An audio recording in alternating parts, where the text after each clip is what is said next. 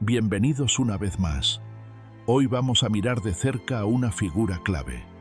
Marcó con violencia los primeros años del cristianismo. Su historia fue escrita con fuego, con sangre y con silencio. Su nombre todavía resuena en las ruinas del Coliseo, en los pasillos del Vaticano y en las páginas más oscuras del Apocalipsis. Pero esto no es una teoría, tampoco un relato exagerado. Es una investigación honesta, basada en documentos, testimonios y la Biblia. Hablamos de un emperador, pero también de un símbolo, de un hombre que representa algo mucho más grande. Y si lo que veremos hoy es cierto, entonces su sombra todavía está entre nosotros. ¿Estás listo para descubrir la verdad? El emperador que desató el terror. Nerón subió al poder con tan solo 17 años. Era el año 54 después de Cristo. Roma estaba en la cima de su gloria imperial, pero también al borde del abismo moral. Su nombre completo era Nerón Claudio César Augusto Germánico, hijo adoptivo de Claudio y bisnieto de Augusto. Su madre, Agripina, fue la mente maestra detrás de su ascenso. Manipuló, envenenó y colocó a su hijo en el trono. Pero pronto, el alumno superó al maestro. Uno de los que dejó testimonio de esa época fue Publio Cornelio Tácito, un senador romano que también fue historiador. Vivió entre el siglo I y el II y escribió crónicas clave como los Anales y las Historias. Gracias a él, sabemos cómo se vivía el miedo bajo el mandato de Nerón.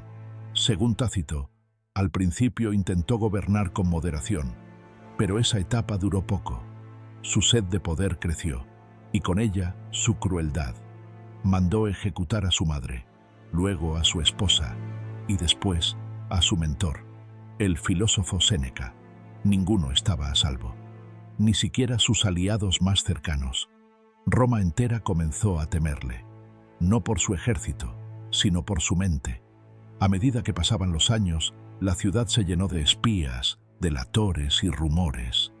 Las paredes escuchaban, los templos vigilaban, y el palacio ya no era un lugar de leyes, sino de órdenes sin retorno. El incendio de Roma. ¿Culpa cristiana? En la noche del 18 de julio del año 64 después de Cristo, las llamas comenzaron a devorar Roma. El fuego se extendió rápidamente. Los techos de madera, los mercados abarrotados y la falta de organización convirtieron la tragedia en desastre. Durante 6 días, la ciudad ardió sin control. De los 14 distritos que tenía Roma, 10 fueron destruidos parcial o totalmente. Miles de personas quedaron sin hogar. Muchos murieron. Otros lo perdieron todo. La angustia se apoderó del pueblo. Y también la sospecha. ¿Fue un accidente? ¿Un castigo divino? ¿O un plan intencional? Algunos creyeron que Nerón lo había ordenado. Decían que quería reconstruir Roma a su gusto. Otros afirmaban que lo vieron tocando la lira, mientras la ciudad ardía. Tácito, el mismo historiador que vivió en ese tiempo, dijo que la gente lo culpaba directamente, y que, para desviar la atención, Nerón buscó un enemigo conveniente. Eligió a un grupo pequeño, rechazado por la sociedad, y cada vez más numeroso, eligió a los cristianos. La bestia y Nerón en el Apocalipsis. Después del incendio, comenzó una de las persecuciones más brutales de la historia. Nerón necesitaba un enemigo y usó a los cristianos como chivo expiatorio. Los acusó de ser los culpables del fuego, los llamó traidores y los presentó ante el pueblo como una amenaza al orden romano. Muchos fueron arrestados sin pruebas, torturados y ejecutados públicamente, de formas crueles y humillantes. Algunos eran cubiertos con brea y prendidos fuego al caer la noche. Servían como antorchas vivientes en los jardines imperiales. Otros eran arrojados a las fieras, en espectáculos organizados para entretener a las masas. Era más que castigo, era propaganda, un mensaje para todo el imperio. Después de aquel incendio, la represión contra los cristianos no fue solo un castigo, fue política de Estado. Nerón se convirtió en el primer emperador romano en desatar una persecución sistemática contra ellos. Y aunque otros vinieron después, su nombre quedó grabado como el modelo inicial de lo que sería, con el tiempo, la represión imperial contra el pueblo de Dios. Con los años, su figura tomó otro peso, el de un símbolo profético.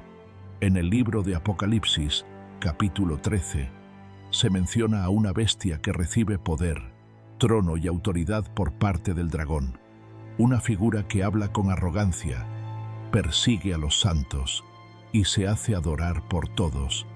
Muchos estudiosos vieron en esa descripción un reflejo de Nerón, y no solo por su crueldad, sino por un detalle inquietante. En el versículo 18 se menciona un número, 666. En griego y hebreo, las letras tienen valor numérico. Cuando se translitera el nombre de Nerón César al hebreo, las letras suman exactamente 666. Esto fue documentado por expertos en textos antiguos, como Henry Sweet y Bruce Metzger, especialistas en manuscritos del Nuevo Testamento. ¿Es una coincidencia o una pista deliberada?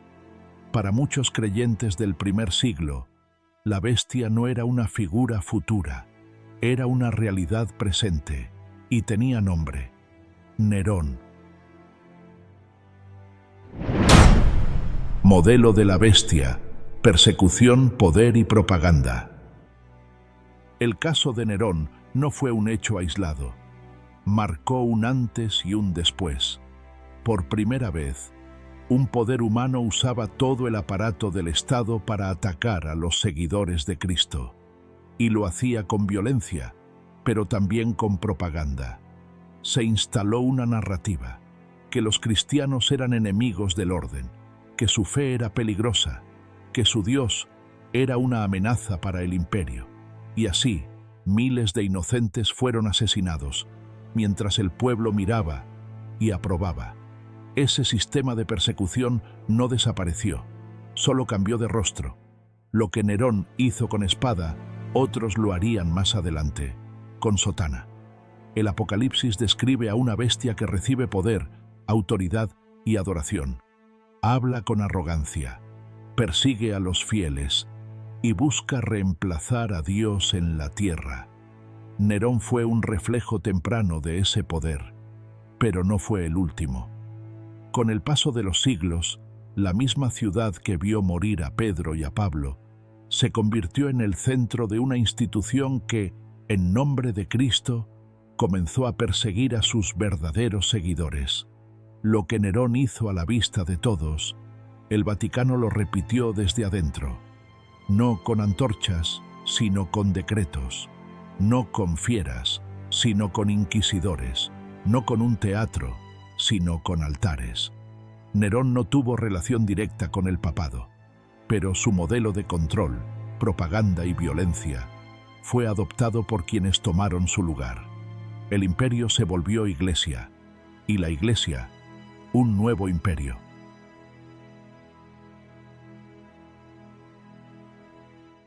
Hoy vimos a un emperador que reinó con miedo, manipuló la verdad y convirtió la mentira en ley. Nerón fue el primero en usar el poder de Roma para aplastar a los verdaderos creyentes. Pero no fue el único. Su sombra siguió caminando, y su modelo fue heredado. Siglos más tarde, la misma ciudad donde murieron Pedro y Pablo se convirtió en el centro de un nuevo poder, uno que ya no ataca desde afuera sino desde adentro, y mientras el mundo mira hacia Oriente, esperando una amenaza, Hay otro poder, mucho más cerca, que se prepara en silencio para sentarse donde solo Dios debe estar. ¿Será que la bestia busca a Jerusalén? Nos vemos en el próximo video.